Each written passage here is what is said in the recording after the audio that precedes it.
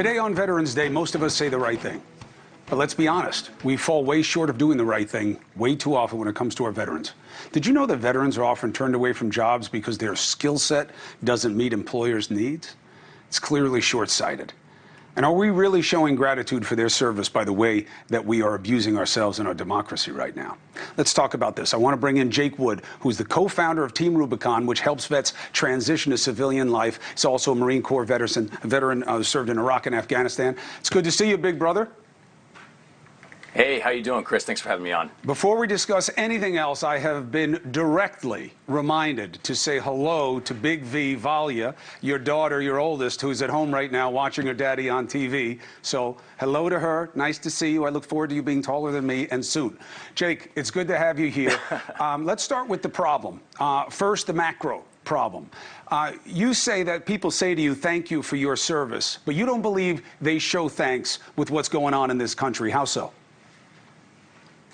Yeah, Chris, well, first of all, thanks for having me on. Thanks for the shout out to Valia. Listen, I think thank you for your service is totally appropriate today on Veterans Day, and of course on NEA Day. I think what's perhaps more important right now is that our citizens live a life of citizenship that actually respects and cherishes the democracy that our troops have fought to defend over the last 2.5 centuries. I think that's one of those things that's being lost in the rifts that we're seeing in society. Is what we've seen over the course of this really contentious midterm election cycle.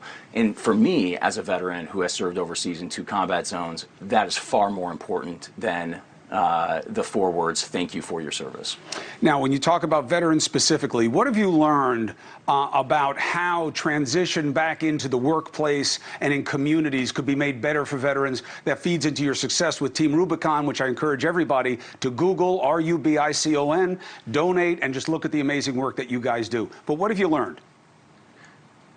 Yeah, it's amazing. I was actually just in Atlanta yesterday speaking, doing a keynote at a sheet metal fabricators association, and I was having lunch afterward with a welder at a naval shipyard up in Washington State. And one of the amazing things that she said was that so many of these transitioning veterans who come out of that engineering and welding background, we're not even using the same vocabulary. So these men and women are coming out with these incredible skills. They've been honed in hard environments. They've been tested in the most incredible circumstances. And yet, literally, we're not even using the same language in translating what they've learned to what civilian employers are seeking.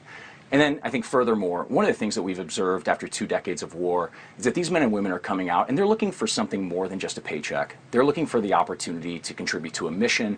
They're looking for an opportunity to serve something higher than themselves. And that's one of those leading contributors that we see in the high turnover rate that a lot of veterans have in their first job after coming out of the military. So employers need to think about that and take that into perspective when they're hiring these men and women. Well, because they're getting people who are actually more valuable. They just have to figure out how to tap in to that value. And lastly, with the success with Rubicon, what is your biggest lesson? So employers, it's learn how to speak their language, learn how to tap into what they're about. And when it comes for what government can be doing, what have you observed? What's your best suggestion?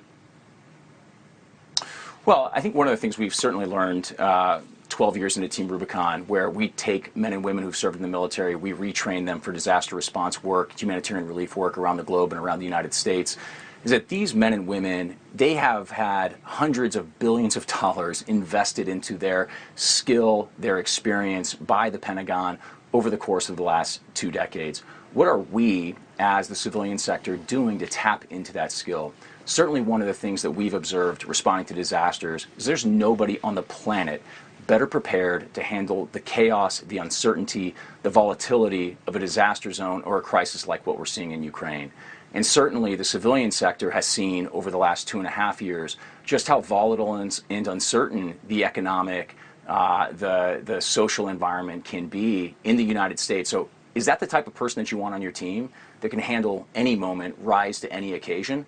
I would think yes, and I would just implore employers across the country to understand that these men and women are trainable, they're mission-oriented, and they are here to help you win.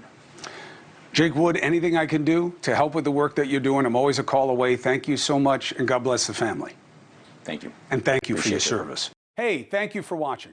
Please go to newsnationnow.com, newsnationnow.com, And you can find NewsNation on your television provider. And don't forget to click the red subscribe button down below. Then you will get more of NewsNation's fact-driven coverage.